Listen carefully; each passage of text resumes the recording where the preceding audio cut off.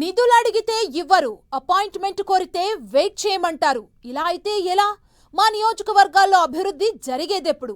ఇది తెలంగాణ కాంగ్రెస్ ఎమ్మెల్యే ఆవేదన.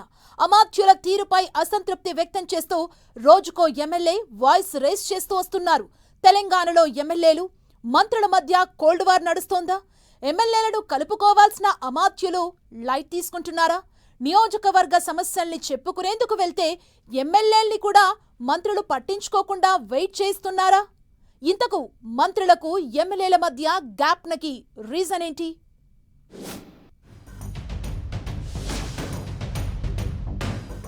తెలంగాణ మంత్రులు ఎమ్మెల్యేల మధ్య కోల్డ్ వార్.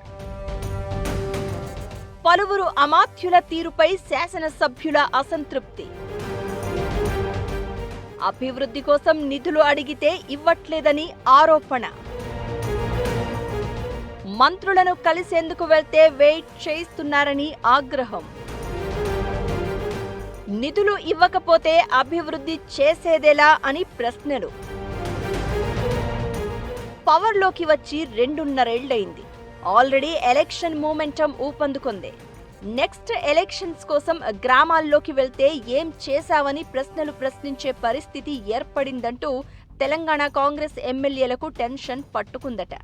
మిగతా సగం టర్మ్ అయినా ఇచ్చిన హామీలను అమలు చేయకపోతే ఏ ముఖం పెట్టుకుని ప్రజల దగ్గరకు వెళ్తామన్న ఆందోళన వెంటాడుతోందట. అసెంబ్లీ ఎన్నికలప్పుడు నియోజకవర్గంలోని పెండింగ్ సమస్యలతో పాటు అభివృద్ధి పనులపై ప్రజలకు పెద్ద ఎత్తున హామీలు ఇచ్చారు. గెలిచిన తర్వాత ఈ 2.5 ఏళ్లలో చిన్నా చితక పనులు తప్పితే పెద్దగా ఏం చేయలేకపోతున్నామనే బాధ ఎమ్మెల్యేలను వేధిస్తోందట. పరిస్థితి ఇలాగే ఉంటే వచ్చే ఎన్నికల్లో పుట్టి మునుగుతుందనే భావిస్తున్నారట. అందుకే నియోజకవర్గ సమస్యలను పరిష్కరించడం కోసం ఎమ్మెల్యేలు ఆరాటపడుతూ ఉంటే మంత్రుల నుంచి మాత్రం ఆశించిన స్థాయిలో రెస్పాన్స్ ఉండట్లేదట. ఇదే పలువురు ఎమ్మెల్యేలకు కోపం తెప్పిస్తోందట. నియోజకవర్గ సమస్యలను చెప్పుకునేందుకు మంత్రుల దగ్గరకు వెళ్తే పెద్దగా స్పందించడం లేదట. ఎమ్మెల్యేలు ఇచ్చే రిప్రజెంటేషన్లను సరిగా చూడకుండా పిఏలకు ఇచ్చి మమ అనిపించేస్తున్నారట.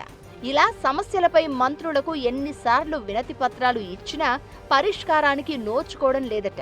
పైగా ఒకరిద్దరు మంత్రులైతే ఎమ్మెల్యేలకు కనీసం అపాయింట్మెంట్ ఇవ్వడం లేదంటున్నారు. ఒకవేళ పిలిచినా గంటల తరబడి వెయిట్ చేయిస్తున్నారట. దీంతో మంత్రుల తీరుపై ఎమ్మెల్యేలు ఫైర్ అవుతున్నారు. తుంగతుర్తి ఎమ్మెల్యే మందుల శామెల్ తన నియోజకవర్గంలోని రోడ్డు కోసం మంత్రి కోమటిరెడ్డి దగ్గరకు 100 సార్లు తిరిగినా పని కాలేదని బహిరంగంగా చెప్పుకొచ్చారు.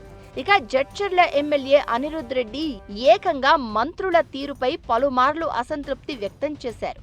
కేవలం మంత్రుల నియోజకవర్గాల్లోని అభివృద్ధి పనులు జరుగుతున్నాయే తప్ప ఎమ్మెల్యేలను పట్టించుకోవడం లేదంటూ మండిపడుతున్నారు. ఇప్పుడున్న మంత్రుల స్థానాల్లో కొత్త వారికి అవకాశం కల్పించాలనే డిమాండ్ను కూడా అనిరుద్ రెడ్డి తెర మీదకు తెచ్చారు.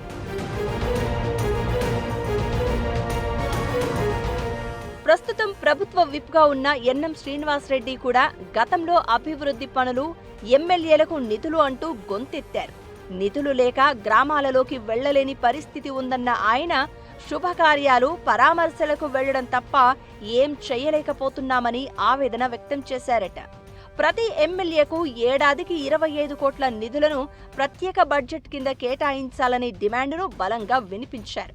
ఖానాపూర్ ఎమ్మెల్యే వెడ్మా బొజ్జు అయితే ఇన్ఛార్జి మంత్రి జూపల్లి కృష్ణారావు ముందే తీవ్ర అసంతృప్తి వ్యక్తం చేసి చర్చకు దారితీశారు. ఉమ్మడి ఆదిలాబాద్ జిల్లాలో బీజేపీ ఎమ్మెల్యేలకు పనులు అవుతున్నాయే తప్ప కాంగ్రెస్ ఎమ్మెల్యేలకు పనులు కావడం లేదని బహిరంగంగా మాట్లాడారు. ఇక పార్టీ ఫిరాయించి కాంగ్రెస్లో చేరిన ఎమ్మెల్యేలు కూడా ఇదే ధోరణిలో ఉన్నారు. బాన్సువాడ ఎమ్మెల్యే పోచారం శ్రీనివాసరెడ్డి కూడా మంత్రుల తీరుపై విరుచుకుపడ్డారు. ఒక పని కోసం 100 సార్లు మంత్రులకు ఫోన్ చేసినా పట్టించుకోవడం లేదంటూ ఆగ్రహం వ్యక్తం చేశారు. ఇక కోమటిరెడ్డి రాజగోపాల్ రెడ్డి అయితే అసెంబ్లీ వేదికగా ప్రభుత్వాన్ని ప్రశ్నించారు. మొన్నటికి మొన్న నల్గొండ సభలో ఎంపీ రఘువీర్ రెడ్డి మంత్రులు ఉత్తమ్, కోమటిరెడ్డి నియోజకవర్గాలే డెవలప్ అవుతున్నాయని చెప్పకనే చెప్పారు. ఇలా ఒక్కొక్కరు తమ అసంతృప్తిని వెళ్లగక్కుతూ వస్తున్నారు. మేజర్గా ఎమ్మెల్యేలైతే అమాత్యుల తీరుతో విసిగిపోయారన్న గుసగుసలు వినిపిస్తున్నాయి. చిన్న పని చేయడానికి కూడా పదే పదే తిప్పిస్తున్నారని రగిలిపోతున్నారట. ఈ క్రమంలో తెలంగాణ కాంగ్రెస్లో మంత్రులు వర్సెస్ ఎమ్మెల్యేల కోల్డ్ వార్ ఇంట్రెస్టింగ్ గా మారింది. ఎమ్మెల్యేలకు ఛాన్స్ దొరికితే ప్రతి వేదిక మీద మంత్రుల తీరుపై ఫైర్ అవుతున్నారు. మున్ముందు ఈ వ్యవహారం మరింత ముదిరేలా ఉందని పార్టీ పెద్దలు కూడా భావిస్తున్నారట. ఈ మధ్య ఇన్ఛార్జ్ మీనాక్షి నటరాజన్ను కలిసిన పలువురు ఎమ్మెల్యేలు మంత్రుల తీరుపై ఫిర్యాదులు చేశారట. ఈ ఎపిసోడ్ అధిష్టానం కోర్టులోకి వెళ్లినందున ఏఐసీసీ పెద్దలు ఎలాంటి సొల్యూషన్ చూపిస్తారు అనేది వేచి చూడాలి మరి.